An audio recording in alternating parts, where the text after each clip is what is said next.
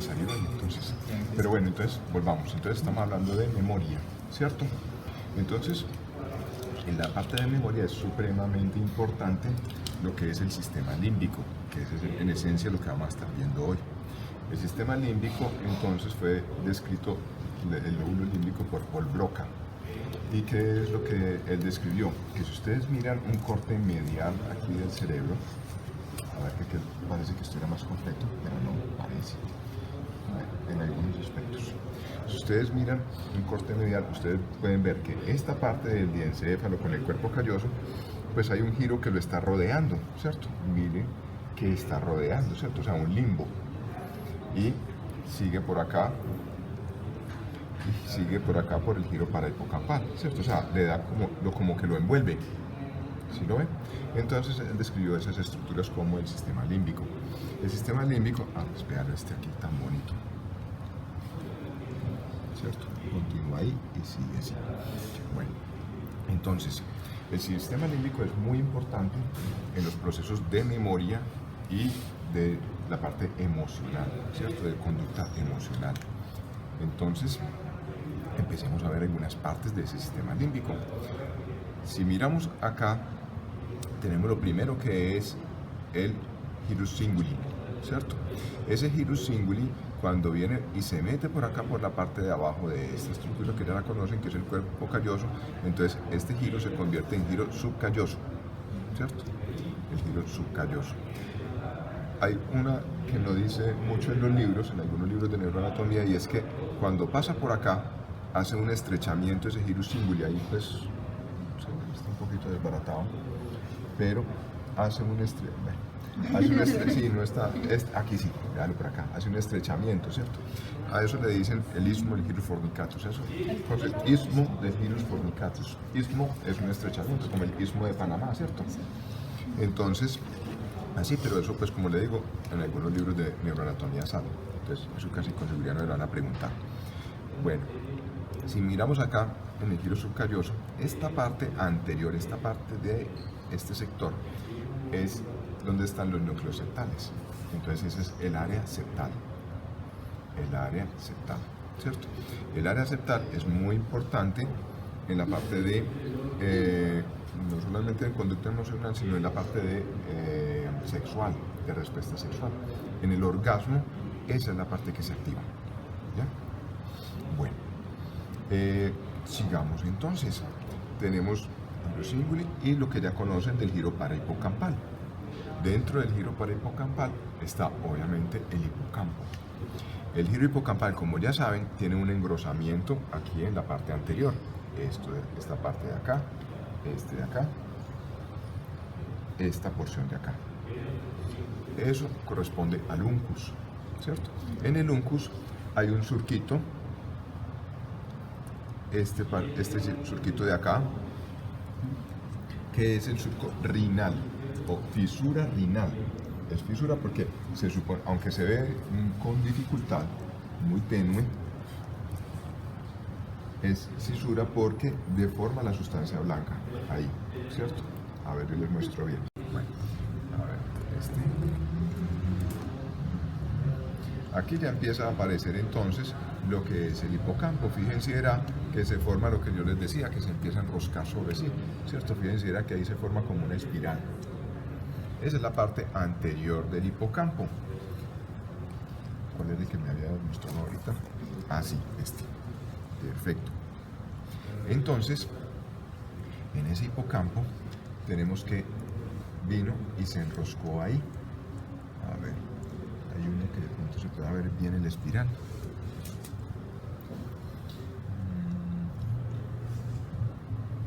Un poquito, pero ahí más o menos. Bueno, entonces, sigamos con esto. Ese hipocampo entonces tiene varias porciones. Al hacer esa espiral, entonces forma como un cuerno de carnero. Por eso se llama cuerno de Amón, ¿cierto? Por Amón-Ra. Amón-Ra era un dios egipcio que era cuerpo humano y cabeza de carnero, ¿cierto? Entonces, por ese cuerno, y debido a que tiene esa forma de espiral, entonces se le llama cuerno de Amón y las siglas son CA. Ese CA, entonces, se ha dividido en 4 porciones: CA1, CA2, CA3, CA4. Y eso es lo que uno encuentra. Dice la porción CA1 del hipocampo, la porción CA2, así. Y están de acuerdo a ese espiral. Entonces tenemos que está dando la vueltecita así.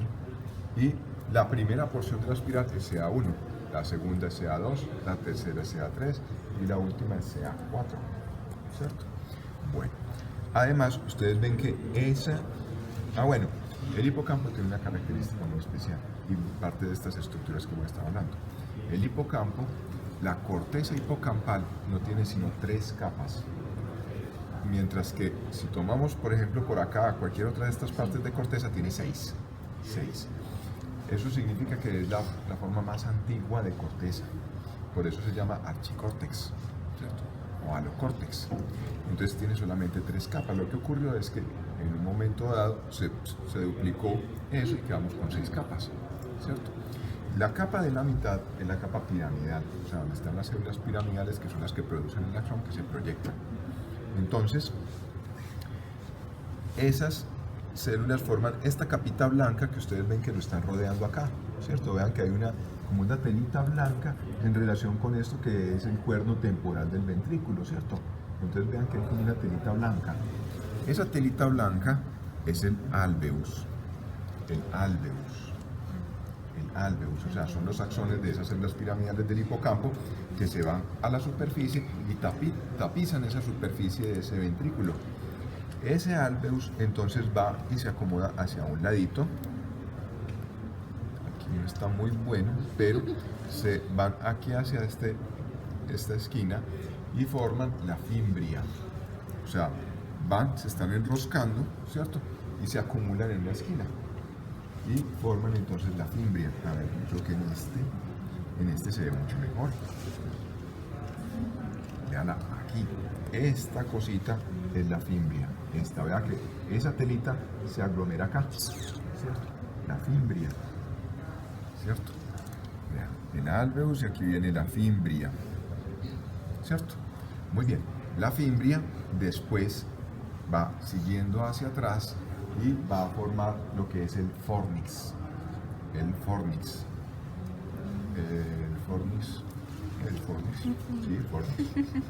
Aquí tenemos el fornix, ¿cierto? Da la vuelta. Entonces, aquí estos son fornix. Muy bien. Entonces, tenemos que eso está metido acá en el giro para hipocampal. Entonces van las fibrias ahí en relación con ese ventrículo, va dando la vuelta y forma el fornix, y el fornix viene por acá, ¿cierto? Da todo ese trayecto, viene desde por allá, por acá, en la parte del techo de los ventrículos laterales en relación con el cuerpo calloso, viene y después se desvía en este punto hasta los cuerpos mamilares. Entonces, vamos a decir un circuito muy importante que es el circuito de Papez. El circuito de Papez es una parte del sistema límbico muy importante. Empieza con el hipocampo, ¿cierto? El hipocampo entonces forma la fimbria sigue como fornix, el fornix sigue acá, va hasta los cuerpos mamilares, estos de acá.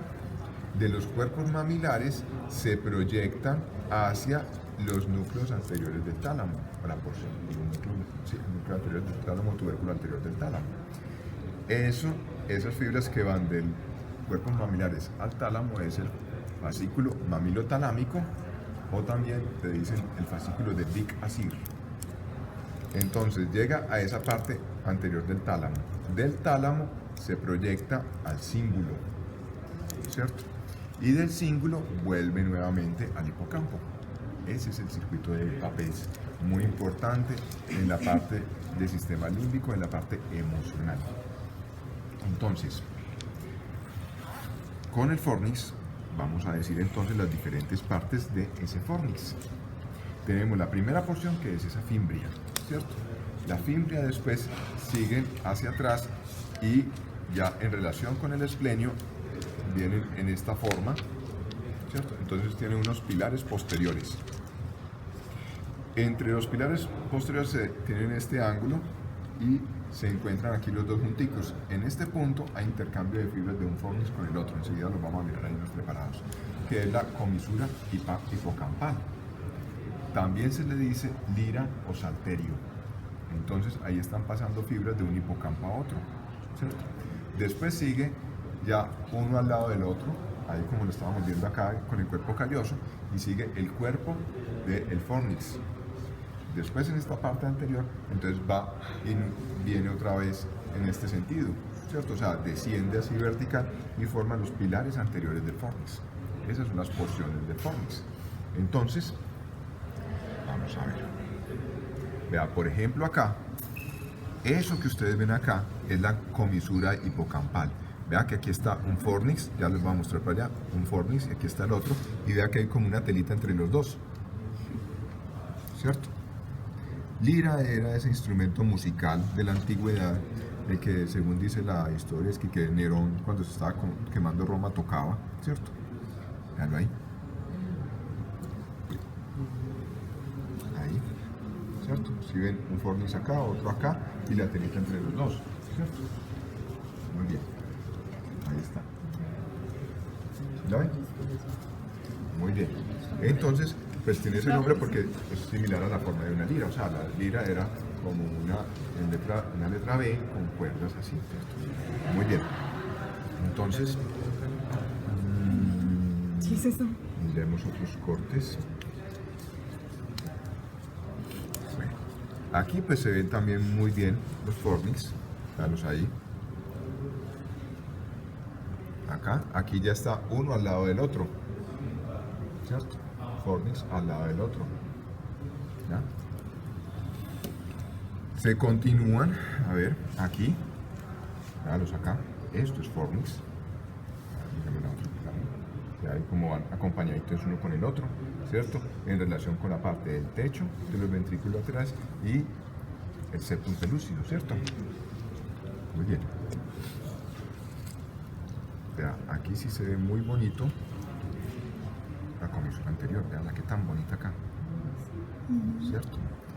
Pero aquí el fornix pues no alcanzó sino a quedar esta partecita de los pilares anteriores, aquí descendiendo porque está haciendo esto, ¿cierto? Se está viendo ya hacia los cuerpos mamilares. Entonces, el fornix da la comisura anterior, ¿cierto? Que son las fibras que pasan de un lado al otro, y el fornix hace esto, ¿cierto? Atraviesa esa comisura anterior. Entonces tiene unas fibras que pasan por delante de la comisura y otras que pasan por detrás. Entonces le dice a esas fibras que pasan por delante las fibras precomisurales del fornix, y las que están por detrás las fibras postcomisurales del fornix. Aproximadamente el 25% son precomisurales y el 75% son postcomisurales, ¿cierto? Muy bien. Y entonces, a ver, miremos a ver si hay otro cortecito que muestre bien esa parte del fornix. ¿Sí? No forma el cuerpo mamilar, sino que van a los cuerpos mamilares, sí. Pero ahí hay parte de fornix, sí. Estos sí son los fornix que están descendiendo. Ahí está muy bonito los pilares anteriores.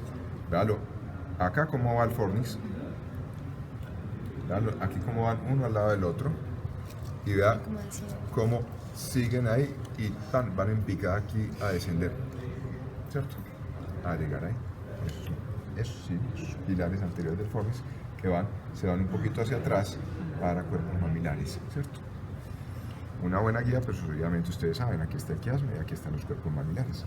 Los cuerpos mamilares, ustedes saben que se afectan mucho, sobre todo en la parte, en los alcohólicos.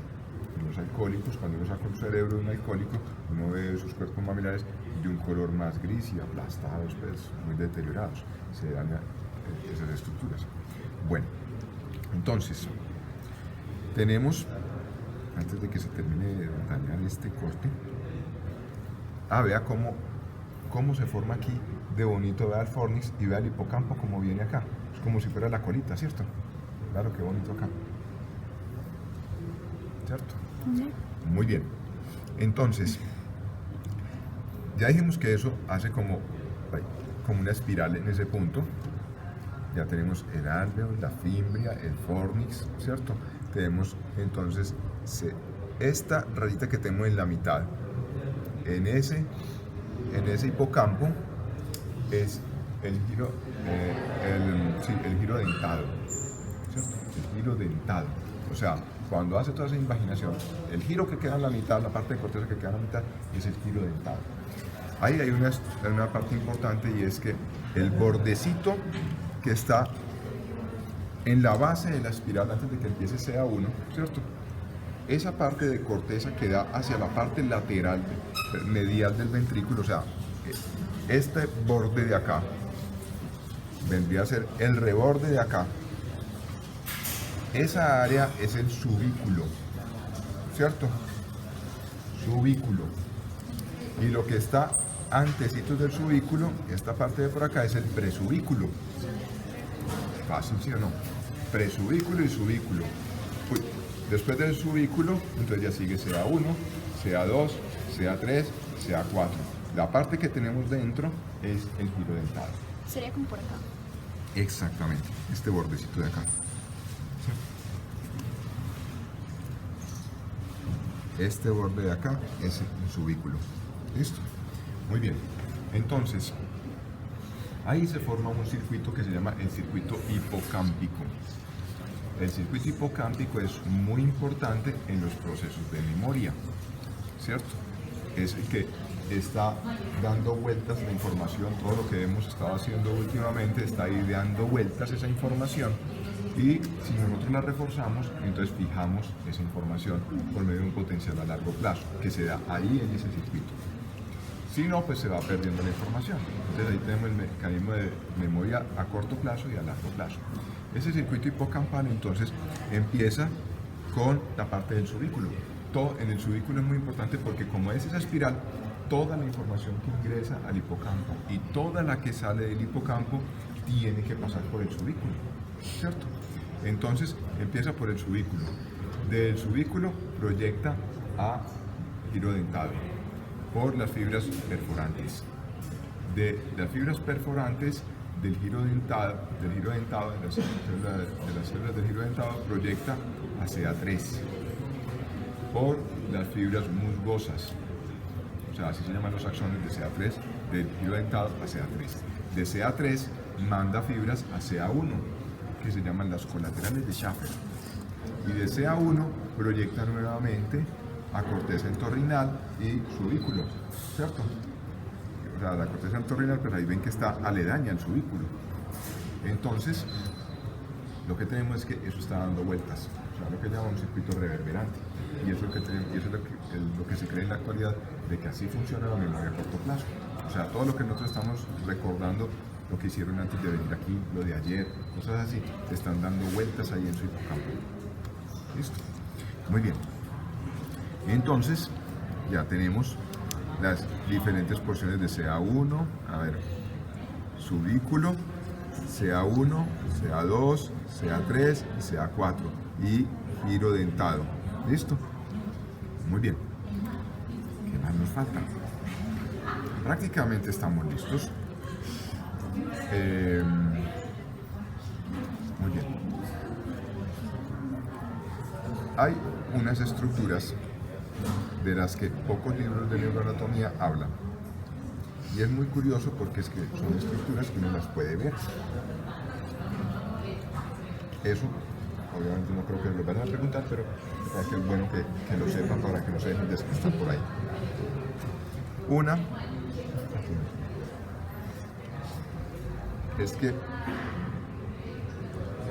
en este borde de acá del esplenio, bueno, ahí no se ve muy bien, pero hay unas fibritas que van aquí como un triangulito que están saliendo por acá, o sea, por la parte de abajo del esplenio, la parte inferior del esplenio, y siguen así como rodeando el esplenio. Eso se llama la fasciola. La fasciola. Y esa fasciola se continúa por la parte superior del cuerpo calloso, y si ustedes ven acá, ese cuerpo calloso tiene como unas rayitas hacia lo largo. Vean, aquí hay como una rayita. ¿La ven ahí? Vean ahí. Entonces, esas rayitas son la estría longitudinal, medial y lateral. O sea, hay 4 rayitas sobre el cuerpo calloso. Aquí pues eso rara vez lo logramos ver así, pero si yo separo acá en el cuerpo calloso hay unas rayitas a todo lo largo. Ahí pues da mucha dificultad, pues casi que tendría que separarlos del todo. Pero hay unas rayitas hacia todo lo largo de ese cuerpo calloso. Esas son esas estrías. Entonces, esas estructuras se les llama el inducium glyceum. Inducium glyceum, ¿cierto? Para que no se dejen después descrestar.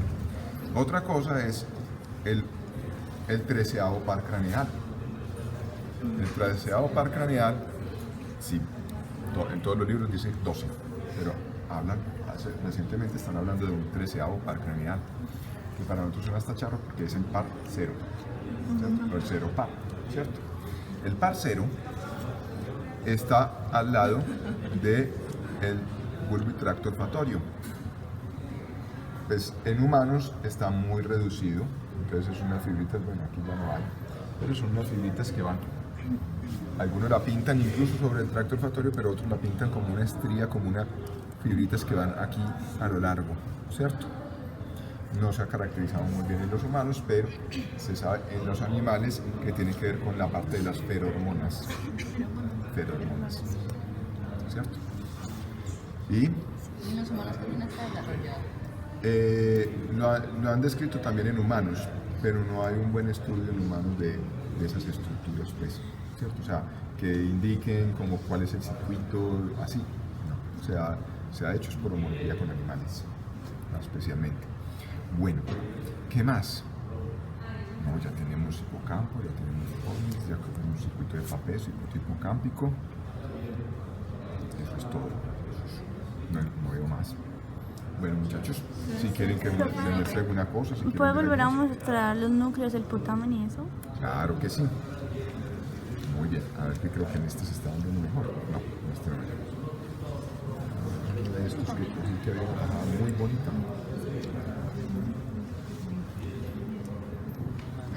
Está un poquito mejor acá. Entonces, ¿esto es qué? Caudado, ¿cierto? Aquí está empezando a aparecer el tálamo. Y aquí tenemos, vea, con una forma de triangulito, entonces se está haciendo este es el brazo posterior de la cápsula interna. Y vea que tiene como una forma de triangulito, ¿cierto? Ese triangulito, entonces, esta primera porción que tiene un color como más oscurito, que se ve que han puesto, exactamente, que ha puesto como unos alfileres ahí, es el putamen. Aquí ven que hay como una línea que no se ve muy clara, que se ve un poquito mejor, que separa ese putamen de esta partecita de acá. En la lámina palideal externa, y este es el globus pálido externo, ¿cierto? El que está más lateral. Y este es el globus pálido medial o interno, ¿cierto? El globus pálido interno dicen que es una continuación de la sustancia nigra, la paz reticular de la sustancia nigra. Y esta rarita que ustedes ven separando los dos es la lámina palideal interna, ¿cierto? Lámina palideal interna. Aquí se ve incluso esto que es el claustrum. El claustrum no ha sido no se ha aclarado muy bien su papel, pero se considera que es un núcleo de asociación y no está todavía muy claro para qué sirve. Y esta rarita de sustancia blanca que hay entre el putamen y el claustro es la cápsula externa. Y aquí entre el claustro y la ínsula es la cápsula extrema. Exactamente.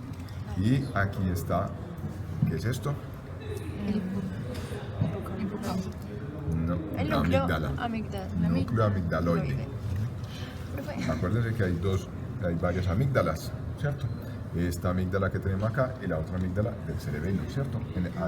Solo en el cerebro, ¿cierto? Que hay más amígdalas todavía. Profe, entonces yo lo identifico del hipocampo es por el girito. Sí, porque tiene un corrosquito. Claro, acá. Cuando es en la parte anterior, esa espiral es más irregular. O sea, tú ves que aquí hay como... ¿cierto? Es más irregular. En la parte posterior sí es la forma más de espiral. Vea que este corte quedó así angulado. Entonces, vea, aquí se ve más irregular y aquí se ve mejor la espiral. ¿Cierto? Muy bien. El hipocampo que se afecta muchísimo en la enfermedad de Alzheimer es el principal.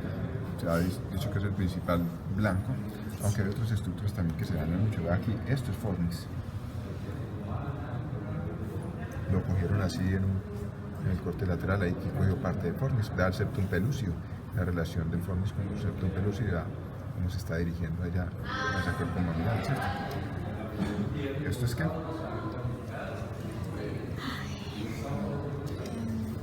¿Cómo se llama esta parte del fornix? Anterior. Sí, es anterior, ¿qué? Anterior. Columnas anteriores del fornix. Y esto es cuerpo del fornix. Aquí se ve que pusieron un alfiler aquí, ¿qué será eso? Tálamo. El tálamo. Se me estaba pasando una cosita. Aquí están los núcleos avenulares. Los núcleos avenulares. Los núcleos avenulares, entonces uno ve, y eso es como si fuera una letra U. A cada lado, la punta del palito de cada una de las U, están los núcleos avenulares, ¿cierto? Entonces, esa U es la comunicación de un núcleo avenular con el otro. Entonces se llama la comisura avenular. O sea, Ah, sí se ve ahí. No, esa es la U. parte, No. sí. Parte. Vea, en realidad el núcleo avenular es esta partecita de acá. Esta partecita de acá. Y ahí hay fibritas para pasar de un lado al otro. Entonces, en esa letra U hay una estructura que está aquí así metida, que es la pineal, la glándula pineal. Tenemos dos glándulas en el cerebro, en el encéfalo, pues, la hipófisis o pituitaria y la pineal. La pineal, entonces, es esta que queda aquí atrás, la hipófisis queda por acá, la pineal. De los núcleos avenulares hay una proyección, esta de acá, véala acá, que es la estría medular talámica. Si la ven, se ve muy bonita acá, vea, está muy marcada y muy bonita la estría medular talámica, que va hacia el área septal. Hacia el área septal. Hacia el área septal. Listo. La pineal, bueno, además los núcleos avenulares hacen una cosa muy bonita y es que hacen una proyección de acá a un núcleo que queda por acá, que se llama el núcleo interpeduncular, ¿cierto? Lo hacen por unas fibras que se llaman avenulointerpedunculares o, al que le gustan los nombres raros, el fascículo retroflexo de Meiner. Esa vía es muy importante, ¿por qué? Porque si ustedes se dan cuenta, cuando uno está con emociones, uno también tiene respuestas que son características del tallo. Cuando uno se emociona, se le acelera el corazón. La acelerada del corazón, eso es del tallo, ¿cierto? O cambia la frecuencia respiratoria, o le pueden dar ganas de vomitar, según cómo sea el estímulo emocional, ¿cierto? Entonces, tiene muchos cambios a nivel emocional, que esa es la comunicación que va a ir a dar allá. Además, pues que el hipotálamo también tiene algunas fibras que están en relación pues, con el mecanismo. Entonces, esa es una vía muy importante. Ahora sí, yo creo que ya no más. Profe, ¿nos puede volver a mostrar el núcleo avenular, por favor? El núcleo avenular. Ya. Aquí ve como un engrosamiento acá. Ese es el núcleo avenular. Realmente es pequeño, ¿cierto? Y fíjense que de ahí sale la estría medular talámica, ¿cierto? ¿Lo vieron? Claro, acá. Núcleo avenular y la estría medular talámica. Listo. La pineal pues, se ha relacionado con otros mecanismos. Actualmente hay mucho lo que se llama la pseudociencia. Las pseudociencias son cosas con las que a usted le venden cantidades de cosas y lo convencen de que eso sirve sin que haya ninguna prueba evidente de que eso es verdad. Entonces, la melatonina le dicen que eso rejuvenece, que eso sirve para una cantidad de cosas. En realidad sí tiene que ver con el ritmo circadiano y en la actualidad hay derivados de la melatonina para el tratamiento del ritmo circadiano. Pero usted va a una tienda naturista y le venden melatonina y pues no tienen en cuenta los mecanismos de absorción a nivel intestinal de esa pastilla que usted está tomando. Pero la melatonina sirve para la parte del ritmo circadiano, pero la pineal también tiene que ver con el desarrollo de los caracteres sexuales secundarios. O sea, entonces cuando se destruye la pineal, ocurre una pubertad precoz. Y cuando hay un tumor o algún aumento de la producción de la actividad pineal, pues se demora la aparición de la pubertad. Cuando llegamos a cierta edad, la pineal se calcifica y eso es un hallazgo normal en las resonancias. O sea, ya de 20 y punta de años, 23, 22 años, es común encontrar la pineal ya calcificada. Ya uno tuvo la pubertad, ya hizo eso, ¿ya para qué? Bueno, listo muchachos, y ya está.